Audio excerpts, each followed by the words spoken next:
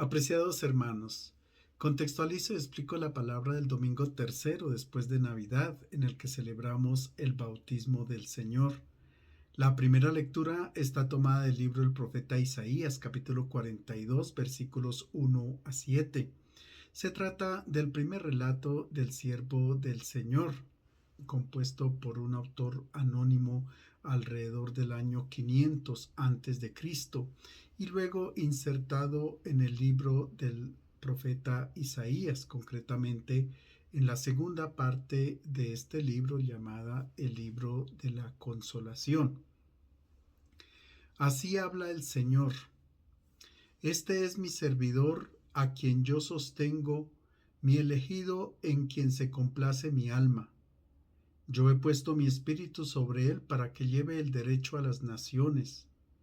Él no gritará, no levantará la voz ni la hará resonar por las calles. No romperá la caña quebrada ni apagará la mecha que arde débilmente. Expondrá el derecho con fidelidad. No desfallecerá ni se desalentará hasta implantar el derecho en la tierra, y las costas lejanas esperarán su ley.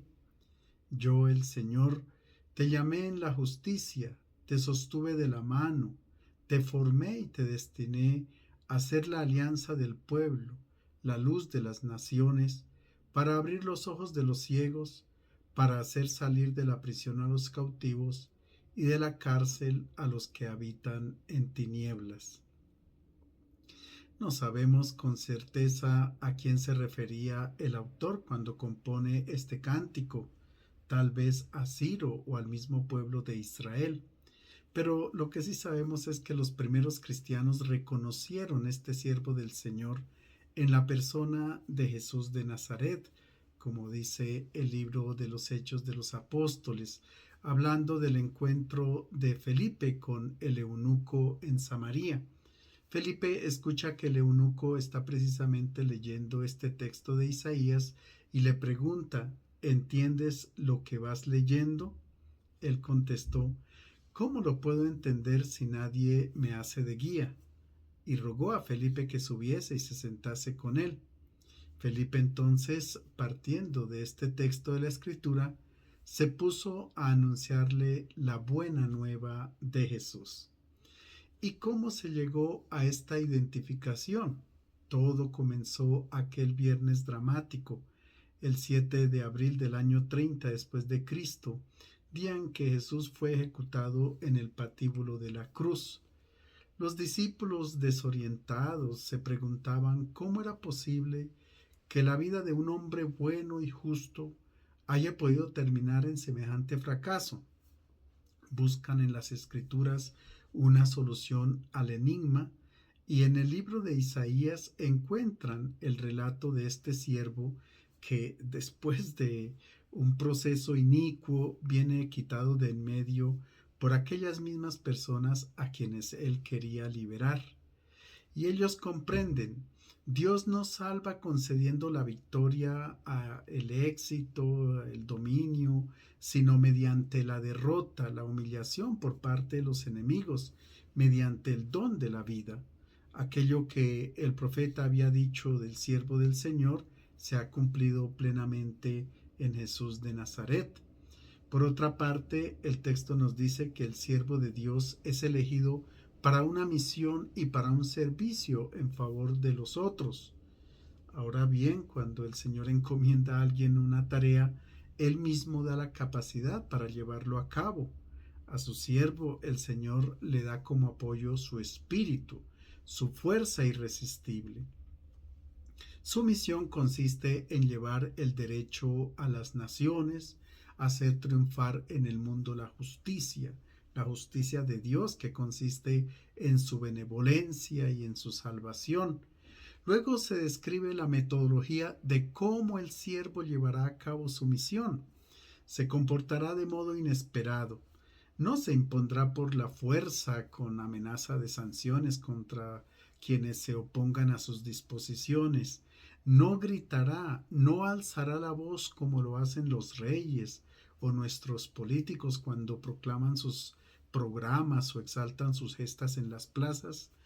No será intolerante o intransigente con los débiles, no condenará a nadie, recuperará a quien se ha equivocado en vez de aniquilarlo y destruirlo, reconstruirá con paciencia y respeto todo lo que se estaba arruinado. No existirán para él casos perdidos, situaciones irrecuperables. En realidad, todo esto que ha dicho el profeta Isaías en este pasaje se verifica en la persona de Jesús de Nazaret, tal como nos lo narran los evangelios. La segunda lectura está tomada del libro de los Hechos de los Apóstoles, capítulo 10, versículos 34 a 38. Se narra una parte del discurso pronunciado por Pedro en la casa de Cornelio, en Cesarea. Existía en la iglesia primitiva un problema muy debatido que dividía a la comunidad. ¿Se podía o no admitir al bautismo a los paganos? Esta era la pregunta. Pedro al principio era más bien reacio, condicionado como estaba por el prejuicio profundamente arraigado en Israel de que los demás pueblos eran impuros. Un día, mientras se encontraba rezando en Jaffa, el Señor le reveló que ninguna criatura de Dios era impura. Delante de Dios, todas son igualmente puras y privilegiadas. Todos los hombres son llamados a la salvación porque Él es el Señor de todos. Pedro, tomando la palabra, dijo: verdaderamente comprendo que Dios no hace acepción de personas y que en cualquier nación todo el que lo teme y practica la justicia es agradable a Él. Él envió su palabra al pueblo de Israel, anunciándoles la buena noticia de la paz por medio de Jesucristo, que es el Señor de todos. Ustedes ya saben qué ha ocurrido en toda Judea, comenzando por Galilea, después del bautismo que predicaba Juan, cómo Dios ungió a Jesús de Nazaret con el Espíritu Santo, llenándolo de poder. Él pasó haciendo el bien y curando a todos los que habían caído en el poder del demonio, porque Dios estaba con él. La expresión Dios no tiene preferencia de personas aparece otras veces en el Nuevo Testamento y previene de la tentación que tenemos de proyectar en Dios nuestras discriminaciones y además evitar pensar que el Señor trata de manera diferente a las personas con base en la confesión religiosa a la que pertenecen. El discurso de Pedro presenta una breve síntesis de la vida de Jesús. Con la expresión pasó haciendo el bien y sanando a todos los que estaban bajo el poder del diablo, se resume su misión. Jesús se empeña contra toda forma de mal, contra todo lo que impide la vida del hombre. La tarea para realizar fue difícil y comprometida, pero Jesús logró llevarla a término porque estaba lleno del Espíritu del Señor y porque Dios estaba con él. Finalmente se indica el lugar de la manifestación de la salvación. Todo comenzó en Galilea, cuando Juan comenzó a bautizar a lo largo del Jordán.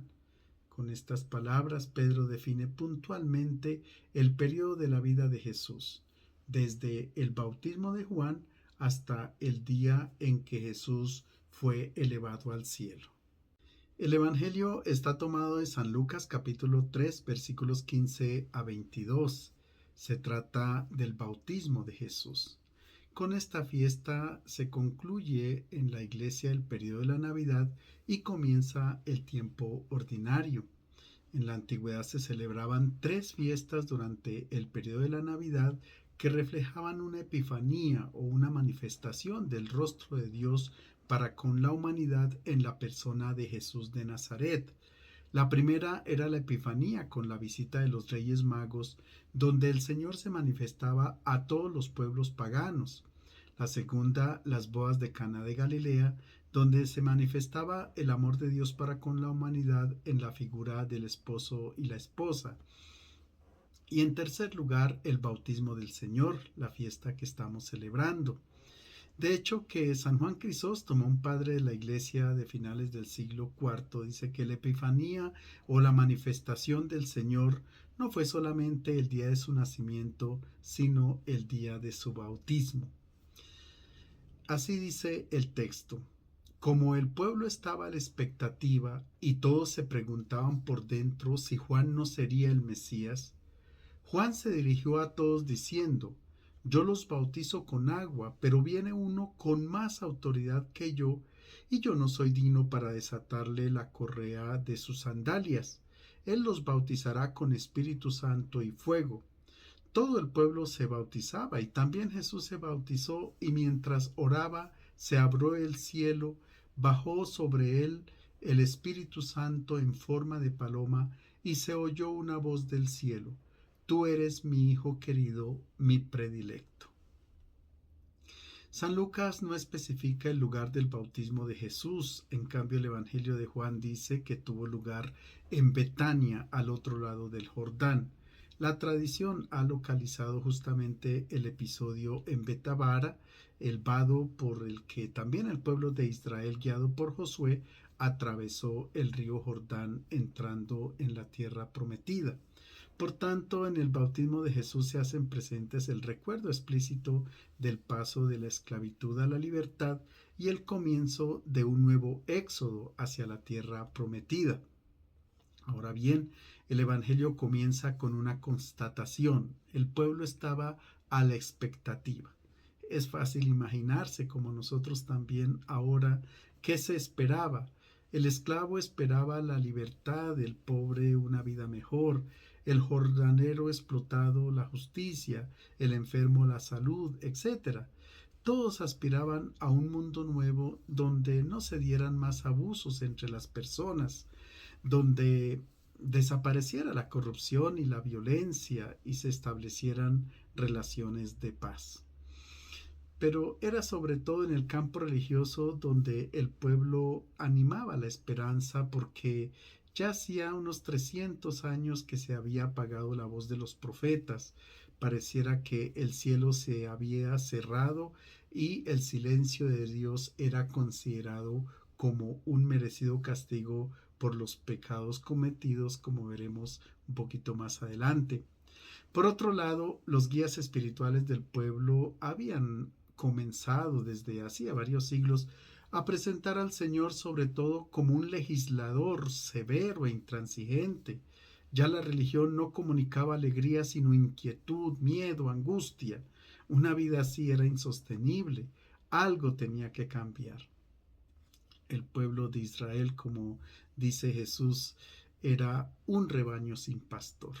Esperaba del Señor un guía y piensa que ese guía es Juan el Bautista, el Mesías esperado, entre otras cosas porque el historiador Flavio Josefo describe al Bautista como un hombre bueno que invitaba a los hebreos a vivir una vida recta y a someterse con devoción a Dios y hacerse bautizar. Por tanto, el pueblo tenía muchas esperanzas que él fuera el Mesías. Pero Juan les dice: yo no soy. Está por venir uno que es más fuerte que yo. Él los bautizará con el Espíritu Santo y fuego. Juan dice que él sumerge a las personas en un agua material, pero llegará uno que les dará un agua no exterior, sino un agua que los transformará. Es el agua del cual Jesús hablará con la samaritana, un agua viva que brota hasta la vida eterna. Es su espíritu, es la vida de Dios que ha sido donada a la humanidad. Pero el Bautista también menciona el fuego. En unos versículos que no se leen, el Bautista presenta a Jesús con imágenes apocalípticas. Tiene en mano el bieldo que separará el grano de la paja. Esta será quemada sin piedad en un fuego inextinguible. El lenguaje del Bautista es duro y amenazador, igual al empleado por algunos profetas. Malaquías, por ejemplo, ha hablado de un día ardiente como un horno, cuando los arrogantes y los malvados serán la paja. Ese día futuro los quemaré. También Isaías ha lanzado una amenaza parecida. Está dispuesta, dice, ancha y profunda, una hoguera con leña abundante, y el soplo del Señor como un torrente de azufre le prenderá fuego. No podemos dejar de notar el contraste estridente entre estas imágenes terroríficas y las expresiones dulces y delicadas con las que en la primera lectura se presentaba la figura del siervo del Señor. Allí no se habla de violencia, de intolerancia, de agresión, de fuego destructor, sino de paciencia, de respeto a todos, de ayuda para quien está en dificultad, de la recuperación de la caña quebrada, de la esperanza para quien se ha visto reducido a una mecha que se apaga. Entonces, el fuego que menciona el Bautista hace referencia a un fuego que quema todo aquello que hay de malo en nuestro corazón, en el corazón de cada persona, y que le va a permitir comenzar una vida nueva, la vida divina. La epifanía del bautismo, dice Lucas, consiste en que acontece otra revelación de Dios, no de un Dios que destruye a los malvados, sino que se acerca a ellos, porque Dios ama no solamente a los que son buenos, nos ama a todos porque todos somos sus hijos. Después solo Lucas refiere que Jesús se sumergió en las aguas del Jordán junto a todo el pueblo, confundido con la gente. Jesús se presenta como aquel que se pone al lado de los pecadores, no los juzga, no les grita, no los condena, no los desprecia. Participa de su condición de esclavitud y con ellos recorre el camino que lleva a la libertad. Sabemos muy bien por los evangelios cómo se comportaba Jesús durante su ministerio. No ha agredido a los pecadores, se ha sentado a comer con ellos, no se ha alejado de los leprosos, no ha condenado a la adúltera, sino que la ha defendido, etcétera. Esta revelación de Dios en el bautismo de Jesús también está en sintonía con el rostro de Dios del Antiguo Testamento. No lo contradice. Dios siempre ha acompañado a su pueblo, un pueblo que a veces era fiel y otras veces no. Lo recordamos en el desierto bajo la imagen de la nube de fuego. Dios estaba cerca, cuidaba a su pueblo, estaba presente en el arca de la alianza que acompañaba a Israel. Luego Dios habita en el templo de Jerusalén, incluso en el momento histórico dramático del exilio. El profeta Ezequiel ve a los querubines que llevan el arca de la alianza hacia oriente, allí a donde el pueblo había sido deportado, porque Dios no podía estar sin su pueblo. Luego, cuando los exiliados regresan de Babilonia, nuevamente el arca se posa en el monte Sión, en Jerusalén, para estar en medio de ellos. Y en el bautismo de Jesús se hace evidente esta relación de cercanía de Dios con su pueblo. Camina con la humanidad. Esta epifanía la encontramos solamente en nuestra fe cristiana. Ninguna otra religión presenta un rostro de Dios que se ha revelado tan cercano a la humanidad, que vino a vivir con nosotros sin condenar a nadie, sino a caminar con quien más lo necesita. A primera vista, el relato del bautismo de Jesús parece idéntico a los otros evangelios, pero en realidad presenta Lucas unos particulares bien diferentes y significativos. Ante todo, a diferencia de los otros, Lucas no describe el bautismo de Jesús, sino que habla de él como de un hecho ya ocurrido. En el centro del relato para el evangelista no está el bautismo en sí, sino lo que ocurre inmediatamente después, la apertura del cielo, el descenso del Espíritu y sobre todo la voz del cielo, que entre otras cosas son también comunes a los otros evangelios. Estamos al comienzo de la vida pública de Jesús y Lucas quiere que los cristianos de sus comunidades que ya han recibido el bautismo lean el Evangelio como dirigido expresamente a ellos. Les invita a iniciar el camino, a mover sus pasos, todavía inciertos, tras los del Maestro que ha sido bautizado como ellos y camina a su lado. Solamente en el relato del bautismo de Lucas aparece el detalle de la oración. La insistencia en la oración es una de las características de las obras de Lucas, Jesús recibe el Espíritu Santo mientras reza, mientras ora. Pero Jesús no reza para darnos un buen ejemplo. Él tiene necesidad como nosotros de descubrir la voluntad del Padre, de recibir su luz y su fuerza para cumplir en todo momento lo que le es agradable. Tiene necesidad de orar porque va a comenzar su misión. También reza antes de elegir a sus discípulos, antes de la pasión, y lo hará también, sobre todo en la cruz, en el momento de la prueba más difícil.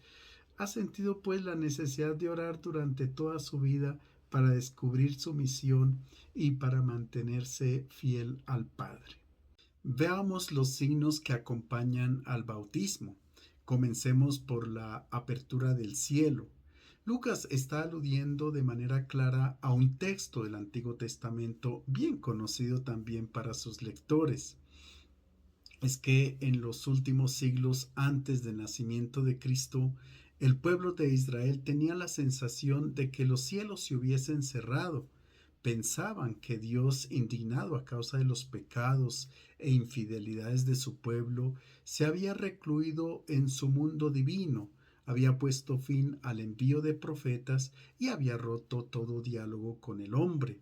Los israelitas piadosos se preguntaban cuándo terminará este silencio de Dios y lo invocaban con este bellísimo texto. Señor, tú eres nuestro Padre, nosotros la arcilla y tú el alfarero. Somos todos obra de tus manos. No te irrites tanto, no recuerdes siempre nuestra culpa, mira que somos tu pueblo. Ojalá rasgases el cielo y bajases. Lucas afirma, con el comienzo de la vida pública de Jesús, los cielos se habían abierto y así da a sus lectores una alegre noticia. Dios ha oído la súplica de su pueblo, ha abierto de par en par el cielo para que ya no se cierre más. Se ha puesto fin para siempre a la enemistad entre el cielo y la tierra. La puerta de la casa del Padre permanecerá eternamente abierta para dar la bienvenida a todo hijo que quiera entrar. Quizás alguno llegue un poco tarde, pero nadie será rechazado. La segunda imagen es la paloma. El Espíritu Santo descendió como una paloma, no con la fuerza de un león, sino de una paloma. La primera mención sobre la paloma la encontramos en el libro del Génesis, cuando Noé la deja volar y ella no regresa porque era la señal de que se había acabado el diluvio y que había nacido un mundo nuevo, que nuevamente había armonía entre el cielo y la tierra. Cuando Lucas dice que el Espíritu se posó sobre Jesús como una paloma, quiere decir que ha comenzado la paz completa entre el cielo y la tierra, que ahora el cielo y la tierra están en sintonía y armonía continua. También la paloma es símbolo de un apego al nido. La paloma regresa siempre a su nido porque es su casa. El Espíritu desciende como paloma porque Jesús es propiamente la morada de él. Jesús es el templo donde el Espíritu encuentra su morada estable. La tercera imagen es la voz del cielo. Se trata de una expresión que los rabinos solían usar cuando querían introducir una afirmación como venida de Dios. En nuestro relato tiene por objeto presentar públicamente en nombre de Dios quién es Jesús. Para comprender la importancia del mensaje de esta voz, hay que tener en cuenta que este relato ha sido compuesto después de los acontecimientos de la Pascua y quiere responder al enigma surgido entre los discípulos acerca de la muerte ignominiosa del Maestro. Jesús aparecía a sus ojos como un derrotado, como un rechazado y abandonado por Dios. Sus enemigos, custodios y garantes de la pureza de la fe de su pueblo, lo han juzgado como blasfemo. ¿Ha estado Dios de acuerdo con esta condena?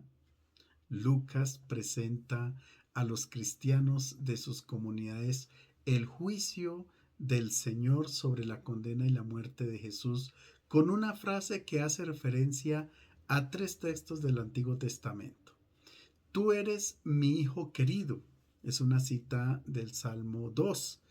Y en la cultura semita el término hijo indica no solamente la generación biológica, sino que también significa que la persona se comporta como su padre. Presentando a Jesús como su hijo, Dios garantiza que se reconoce en él, en sus palabras, en sus gestos, en sus obras, pero sobre todo en el gesto supremo de su amor, el don de la vida. Para conocer al Padre, entonces los hombres solo tenemos que contemplar a este Hijo. También la expresión a quien prefiero o mi predilecto se encuentra en el primer versículo de la primera lectura que hemos explicado en Isaías 42. Dios declara que Jesús es el siervo de quien ha hablado el profeta, el siervo enviado para establecer el derecho y la justicia en el mundo entero, quien ofrecerá su vida para llevar a cabo esta misión. La voz del cielo desautoriza, por tanto, el juicio pronunciado por los hombres y desmiente las expectativas mesiánicas del pueblo de Israel. Un Mesías humillado, derrotado, ajusticiado, era inconcebible para la cultura religiosa del tiempo. Tal vez cuando Pedro en la casa del sumo sacerdote jura no conocer a aquel hombre, en el fondo está diciendo la verdad. No podía reconocer en él al Mesías. Es que no se parecía en nada al Salvador de Israel que le habían enseñado los rabinos en las catequesis, porque Jesús era la revelación del Padre, no la expectativa de los hombres. Las lecturas de hoy son también una ocasión bellísima para reflexionar sobre nuestro bautismo. En el rito actual aparecen también una serie de signos y símbolos que expresan nuestra inmersión total en Cristo muerto y resucitado y nuestra manifestación hacia la comunidad cristiana y al mundo en general. Desde los ritos iniciales, la acogida en la iglesia, el nombre, la petición del bautismo por parte de los padres y padrinos, la escucha de la palabra de Dios, la oración de los fieles, las letanías, la unción de los que van a ser bautizados con el aceite. Es que el aceite se utiliza para fortalecer el cuerpo para la lucha, para el deporte, y al niño se le aplica en el pecho porque en la antigüedad se consideraba que el pecho era la parte más vulnerable, ahí podían matar fácilmente. Se trata entonces de fortalecer al niño ante la lucha contra el mal durante su vida, para que nunca lo mate. La aspersión con el agua en su doble simbología del agua que significa vida y muerte. Ciertamente el agua es vida, sin ella no podemos vivir, pero también puede matar. Un tsunami no es vida. Así significamos que nos insertamos en Cristo muerto y resucitado. La unción con el crisma, que es un aceite perfumado, indica que después del bautismo tenemos un nuevo olor. Es el olor a santidad, el olor a Cristo.